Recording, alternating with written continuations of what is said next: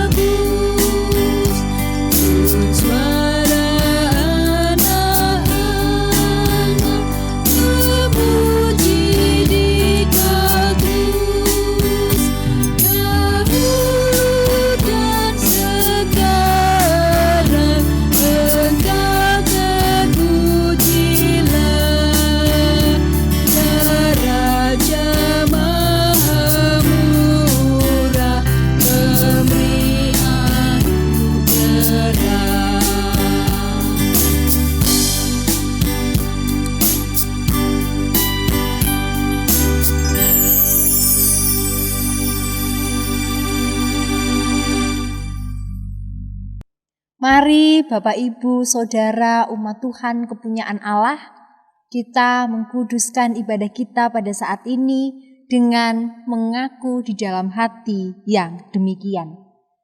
Ibadah ini dikuduskan atas pertolongan Allah Sang Pencipta Semesta yang kasih setianya tetap setia selamanya. Kasih karunia dan damai sejahtera dari Allah Bapa kita dan Tuhan Yesus Kristus menyertai saudara-saudara. Amin. Disilahkan duduk. Para kekasih Kristus, minggu ini kita memasuki minggu yang disebut dengan Minggu Kristus Raja. Dalam minggu ini kita diajak untuk menghayati kebesaran kuasa dan kasih di dalam diri Sang Kristus Yesus, Juru Selamat kita. Sebagai seorang raja dalam hidup kita, Dialah seharusnya sosok yang menguasai diri kita. Demikian juga di dalam Dialah kita bergantung. Melalui pengakuan bahwa Kristus adalah Raja di dalam hidup kita, maka kita menyerahkan diri dan hidup kita menjadi jalan kemuliaannya. Dan maka saat ini mari secara sadar dan penuh iman kita menaikkan pengakuan kebesaran namanya. Melalui KPK 27 kita pujikan bait yang pertama dan ketiga. Asmane Gusti Kula.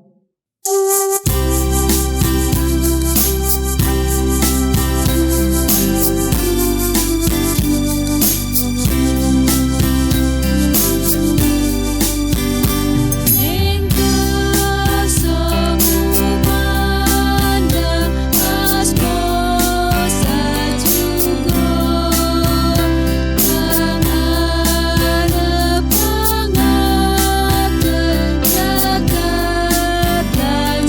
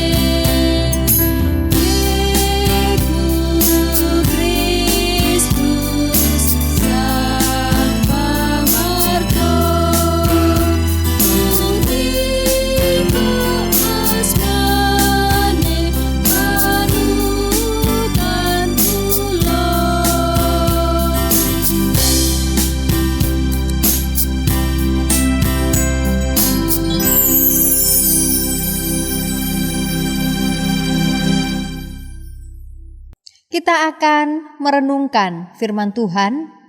Saat ini mari kita memohon terang dari Sang Kristus dan Roh Kudus itu. Kita masuk dalam doa. Kita berdoa. Bapa di dalam surga, Bapa yang telah mengasihi kami tanpa syarat, Bapa yang telah berkarya di dalam sepanjang hidup kami. Kami menyadari Tuhan bahwa hidup kami tidak sempurna di hadapan Tuhan.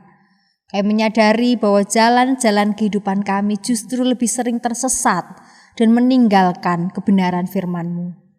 Maka perkenankan kami pada saat ini untuk kembali rindu, merasakan kesukacitaan dan kebersyukuran kehidupan karena Engkau kembali memanggil kami dan memperkenankan kami untuk mendengar sapaan firman-Mu.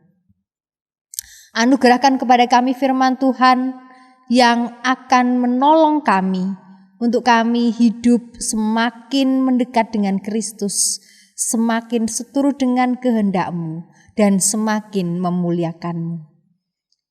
Berfirmanlah Tuhan kepada kami siap untuk merenungkannya dan melakukannya. Amin. Bapak, Ibu, Saudara, dan anak-anak yang dikasihi oleh Tuhan Yesus Kristus, bacaan minggu ini diambil dari Matius 25 ayat 31 sampai 46. Begini firman Tuhan. Apabila Anak Manusia datang dalam kemuliaannya dan semua malaikat bersama-sama dengan Dia, maka Ia akan bersemayam di atas takhta kemuliaannya. Lalu semua bangsa akan dikumpulkan di hadapannya dan Ia akan memisahkan mereka seorang daripada seorang, sama seperti gembala memisahkan domba dari kambing. Dan Ia akan menempatkan domba-domba di sebelah kanannya dan kambing-kambing di sebelah kirinya.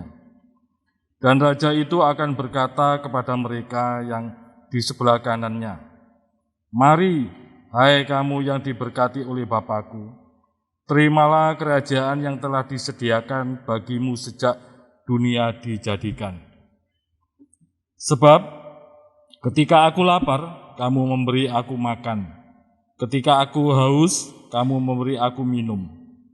Ketika aku seorang asing, kamu memberi aku tumpangan. Ketika aku telanjang, kamu memberi aku pakaian. Ketika aku sakit, kamu melawat aku. Ketika aku di dalam penjara, kamu mengunjungi aku." Maka orang-orang benar itu akan menjawab Dia.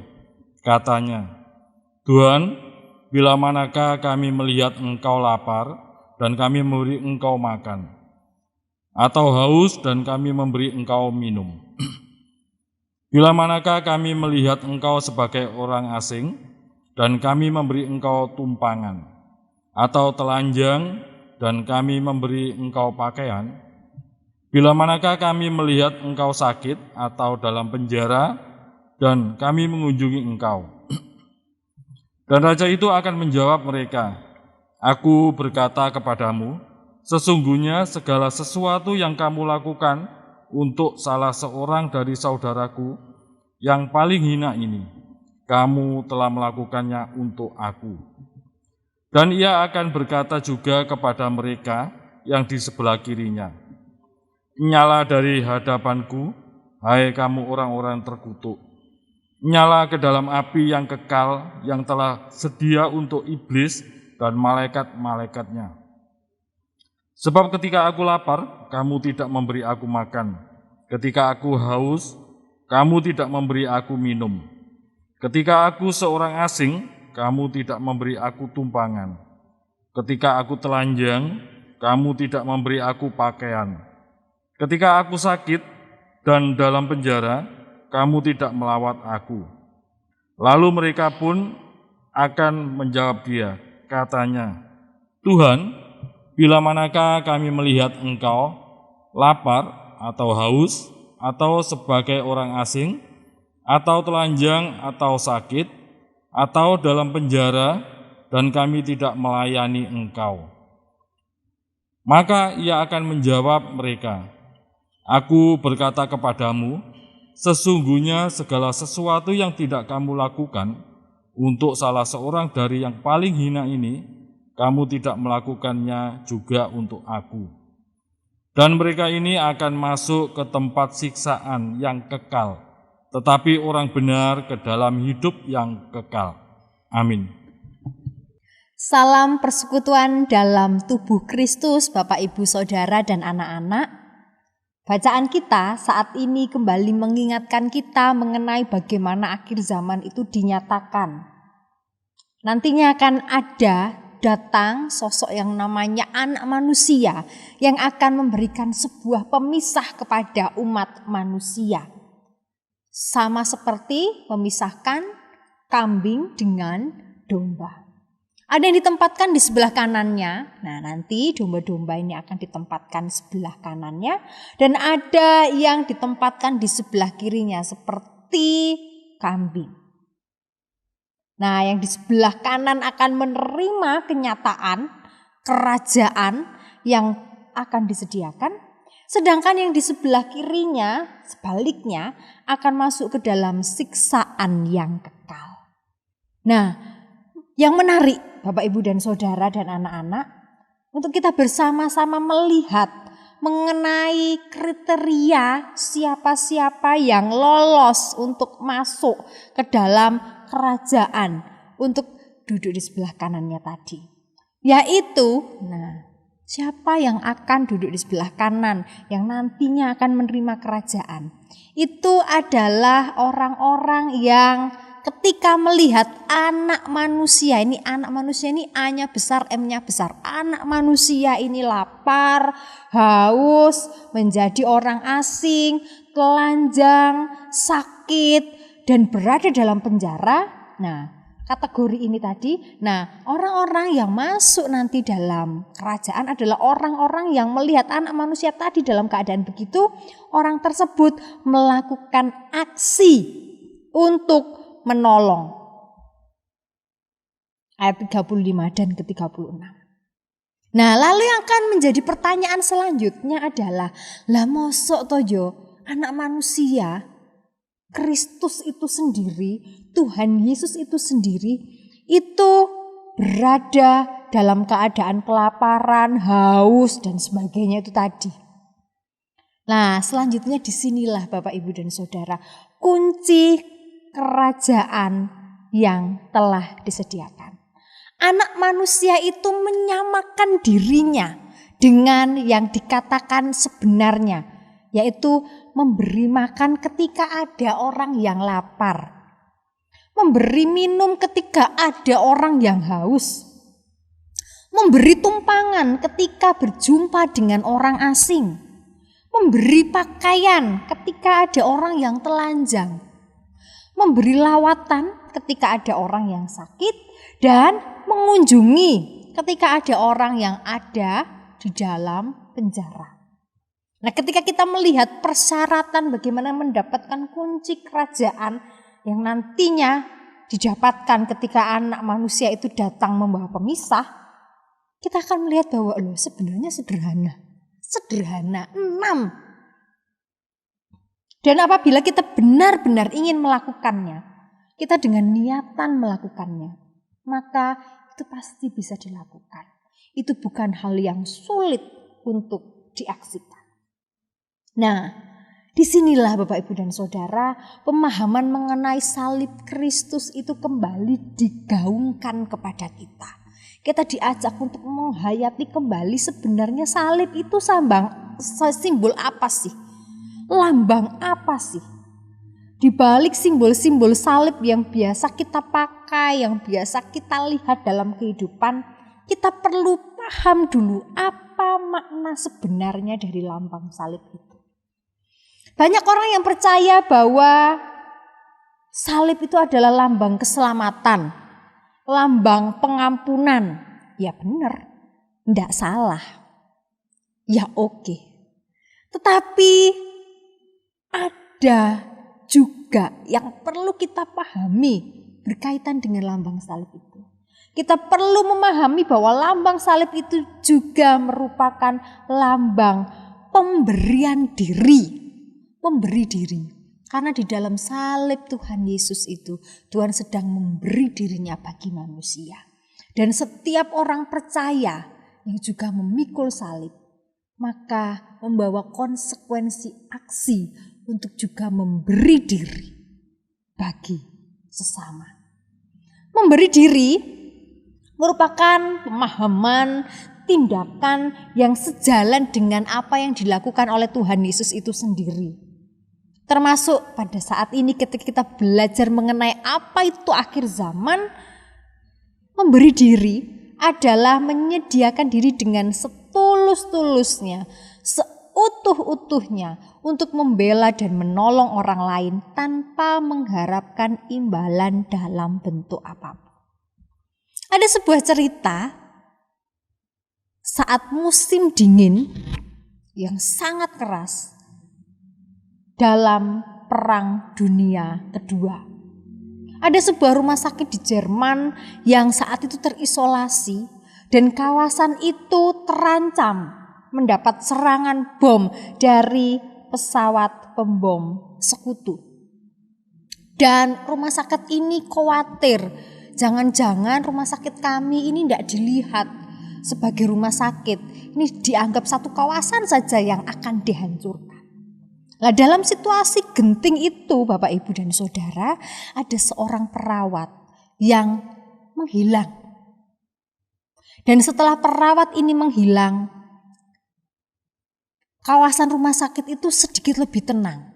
Karena pesawat-pesawat pembom sekutu itu kok sedikit menjauh. Tidak terlalu dekat suara pesawat itu. Dan selang 3 hari setelah menghilangnya perawat itu, ada seseorang yang saat itu naik ke cerobong asap dan menemukan perawat itu meninggal di atas. Di dekat tubuhnya terbentang spray dengan lambang palang merah yang dibuat dengan cap darah dari jari-jarinya. Sang perawat meninggal dengan memberi diri. Sang perawat ini mengajak kita untuk berefleksi Bapak Ibu dan Saudara bahwa yang pertama, memberi diri justru menunjukkan bahwa kita berdaya, kita kuat, kita tangguh. Karena seseorang yang mampu memberi diri seperti perawat tadi, kalau tidak kuat dia tidak akan mampu melakukan aksi itu. Memberi diri justru menunjukkan bahwa kita ini berdaya, kita kuat, kita tangguh untuk menjadi sarana dan alat Tuhan bagi kehidupan. Dan yang kedua, memberi diri menunjukkan bahwa kita ini siap dipakai Tuhan untuk menjadi jalannya, untuk menjadi alatnya, untuk menjadi sarana, supaya orang lain pun merasakan sukacita dan pertolongan Tuhan. Dalam masyarakat Tuhan Yesus saat itu Bapak Ibu dan Saudara, orang yang sampai kelaparan, orang yang sampai kehausan, orang yang sampai tidak dapat tumpangan, orang yang sampai telanjang tidak punya baju, orang yang sampai sakit dan tidak ada yang menjenguk, orang yang sedang dalam penjara, itu orang yang masuk dalam kategori lemah, kategori terpinggirkan, kategori tidak berdaya di dalam masyarakat. Dan disitulah Yesus menyamakan dirinya dengan mereka. Dan disitulah juga umat Tuhan dipanggil untuk ada dan berada bagi mereka. Nah, dalam masyarakat kita saat ini, kategori lemah, terpinggirkan, tidak berdaya, itu wujudnya bisa macam-macam. Dan bisa berada dalam lingkungan kita sendiri, lingkaran kita sendiri. Misalnya, di dalam keluarga kita saja. Apakah kita pernah mendengar suara hati anak-anak kita sebagai orang tua? Apa kita pernah mendengar suara hati, kehendak, keinginan anak-anak kita? Ataukah kita menjadi orang tua yang otoriter, yang mementingkan kehendak kita untuk terjadi bagi anak-anak kita? saat itu terjadi, maka sebenarnya anak-anak kita masuk dalam kategori terpinggirkan, lemah, tidak berdaya, dan Kristus ada bagi mereka. Atau kita sebagai sepasang suami istri, ketika kita pun tidak mengerti, tidak mau mendengar kebutuhan suara hati dari pasangan kita, maka sebenarnya pasangan kita adalah pasangan yang lemah, terpinggirkan, tidak berdaya. Dan kita berseberangan dengan Kristus saat itu.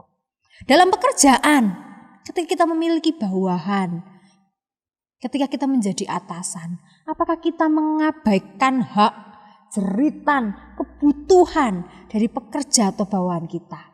Kalau iya, maka pada saat itu kita sedang menempatkan mereka dalam posisi terpinggirkan. Padahal dalam firman Tuhan kita saat ini, kunci kerajaan Allah ketika kita menjawab apa yang menjadi kebutuhan dari orang-orang lemah, terpinggirkan dan tidak berdaya itu.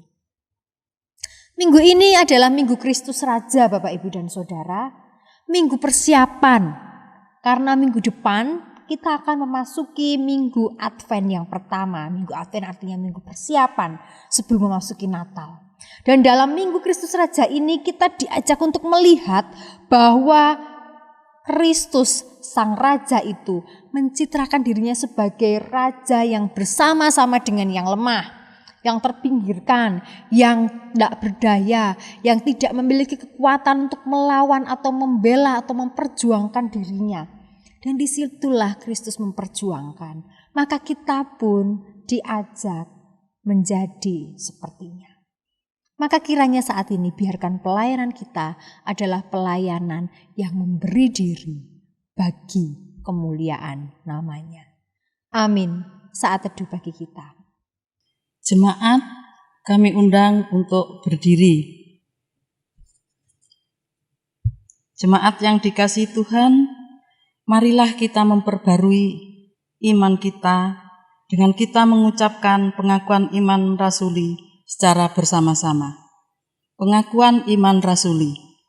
Aku percaya kepada Allah Bapa yang Maha Kuasa, Khalik langit dan bumi, dan kepada Yesus Kristus, anaknya yang tunggal, Tuhan kita, yang dikandung daripada Roh Kudus, lahir dari anak darah Maria, yang menderita di bawah pemerintahan Pontius Pilatus, disalibkan, mati dan dikuburkan, turun ke dalam kerajaan maut.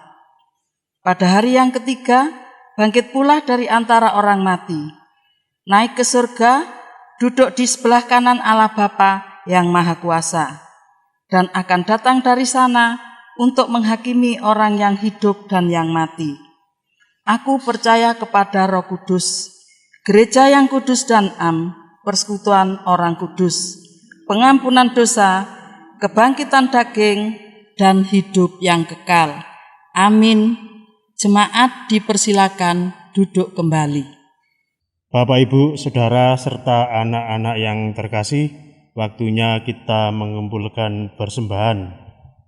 Dan bacaan firman Tuhan sebagai dasar dalam kita mengumpulkan persembahan terambil dari Yunus 2 ayat yang ke-9, yang demikian bunyi firman Tuhan. Tetapi aku dengan ucapan syukur akan kupersembahkan korban kepadamu. Apa yang kunazarkan akan kubayar. Keselamatan adalah dari Tuhan. Amin. Sembari kita mengumpulkan persembahan, kita puji nama Tuhan dengan menggunakan kidung jemaat nomor 364, ayat yang pertama dan kedua, berserah kepada Yesus.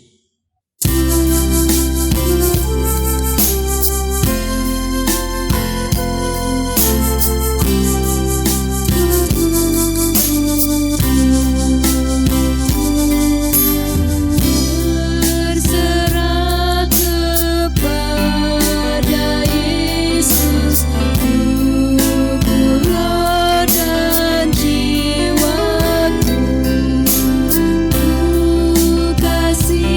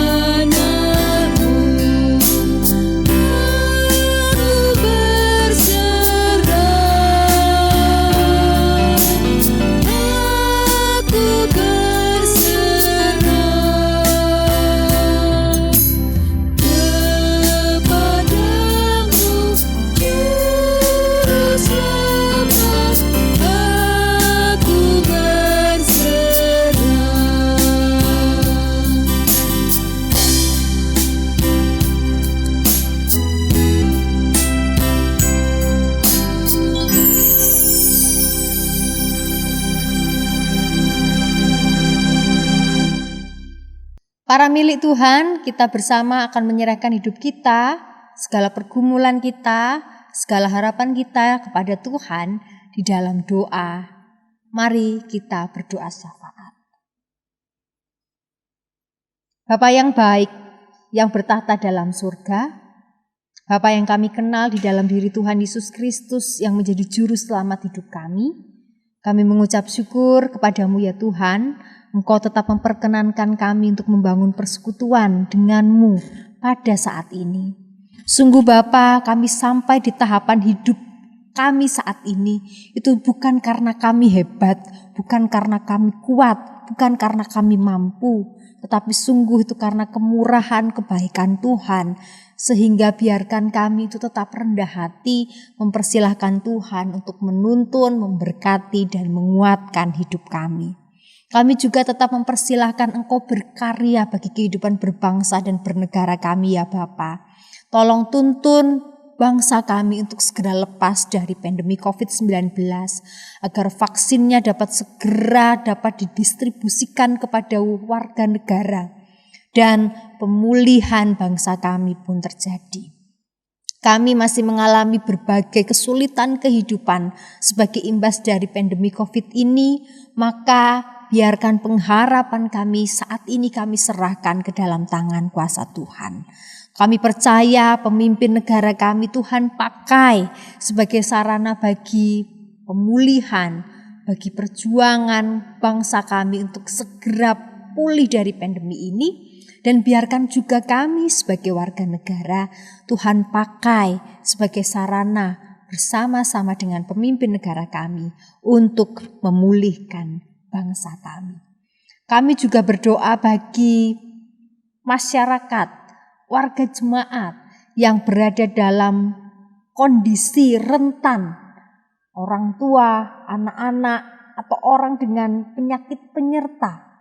Kami berdoa bagi mereka semua agar mereka semua tetap sehat dan Tuhan berkenan memberkati dan melindungi mereka semua. Kami pun menyerahkan keluarga kami Tuhan. Kiranya Tuhan memberkati setiap keluarga, memberikan pemeliharaan. Dan di tengah kondisi sulit saat ini, kiranya setiap keluarga tetap menghadirkan Kristus sebagai sumber berkat, sumber damai sejahtera di dalam kehidupan sehari-hari. Kami berdoa bagi anak-anak kami Tuhan, tetap berkati anak-anak kami. Beberapa anak-anak kami yang sudah mempersiapkan diri untuk sekolah kembali, kiranya juga Tuhan berkenan melindungi, pun juga proses belajar mengajar mereka. Kiranya Tuhan tetap berkenan untuk menyertai. Orang tua tetap Tuhan tambahkan kesabaran, hikmat, kekuatan, dan kasih. Sehingga setiap orang tua dimampukan tetap mendidik anak-anak dengan dasar firman Tuhan dan seturut dengan kehendak-Mu. Warga jemaat yang sudah berusia lanjut Tuhan, tetap kami menyerahkan dalam tangan kuasa Tuhan. Kami percaya simbah-simbah kami tetap bersandar pada Kristus dan Tuhanlah menjadi satu-satunya penolong, demikian juga penopang dalam kehidupan simbah-simbah kami. Kami serahkan juga Tuhan persembahan yang kami kumpulkan saat ini sebagai sarana bagi kami untuk memuliakan nama Tuhan dan bersyukur untuk pemeliharaan Tuhan dalam hidup.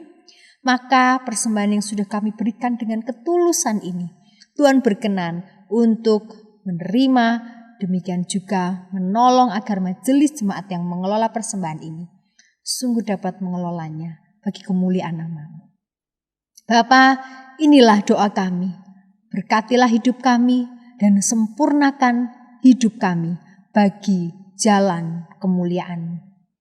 Kami menyerahkan doa yang jauh dari sempurna ini Bapa di dalam tangan kuasa Tuhan Yesus Kristus yang telah mengajar kami doa Bapa kami.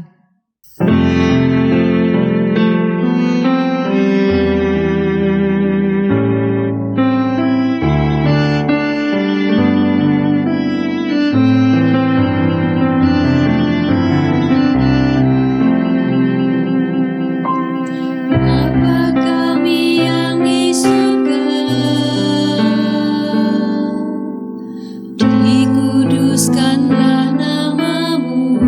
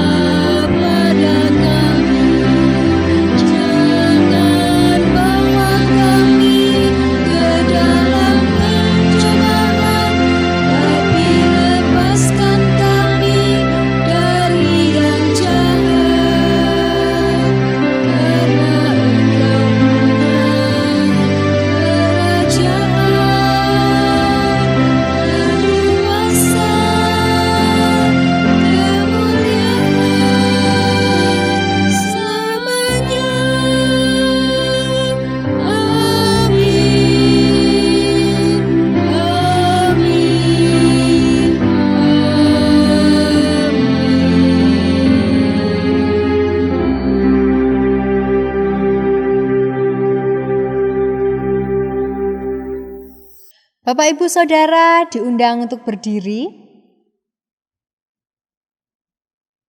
Umat Tuhan, teguhkanlah hatimu, yakinlah hidupmu berada di bawah kendali Tuhan, maka mari ketika kita kembali ke dalam dunia, kita hidup berkenan di hadapan Tuhan dan menjalankan kehendak-Nya. Karena kita tahu bahwa Tuhan adalah gembala kita yang senantiasa menuntun kita.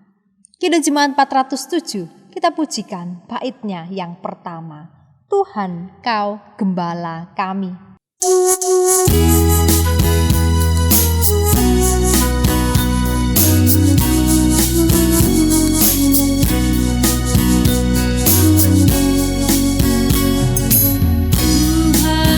Gembala kami, tuntun kami domba-Mu.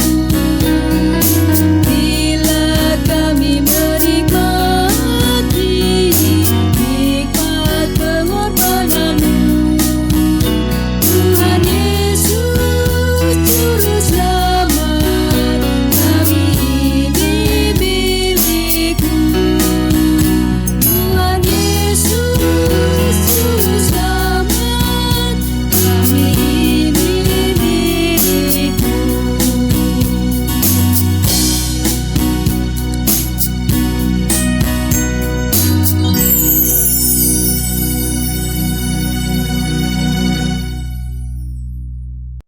Arahkan hatimu kepada Tuhan dan terimalah berkat melalui hamba-Nya. Tuhan memberkati engkau dan melindungi engkau. Tuhan menyinari engkau dengan wajah-Nya dan memberi engkau kasih karunia di dalam Sang Kristus Yesus dan Roh Kudus. Tuhan menghadapkan wajah-Nya kepadamu dan memberi engkau damai sejahtera hari ini sampai Maranatha. Amin.